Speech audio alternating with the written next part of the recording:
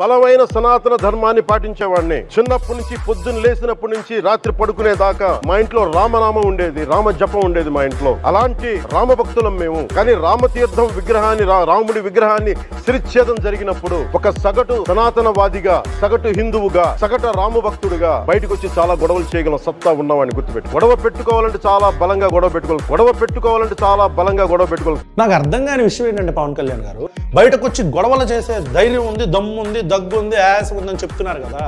అసలు first of all మీరు ఒక బాధ్యత కలిగిన ఉప ముఖ్యమంత్రి పదవిలో ఉండి బయటకు వచ్చి గొడవలు చేసే ధైర్యం ఉంది. గొడవ చేసేది ఏంటి అసలు? బయటకు వచ్చి గొడవ చేసి దొమ్మి చేస్తే మీకు రోడ్డు సైడ్ తిరిగే రౌడీలకి, గుండాలకి తేడా ఏంటి? మీరు రాజ్యాంగాన్ని గౌరవించట్లేదా? మీరు రాజకీయ నాయకుడిగా ప్రజలకి సేవ చేద్దామని వచ్చారా? లేదంటే ఇట్లా ఇన్స్టిగేట్ చేసే మాటలు మాట్లాడి బయటకు వచ్చి గొడవ చేసే ధైర్యం ఉంది? ఎందుకు గొడవ? ఎందుకు? తప్పు జరిగిందని తెలిస్తే అలా పట్టుకొని చట్టపరంగా శిక్షలు విధించవచ్చుగా.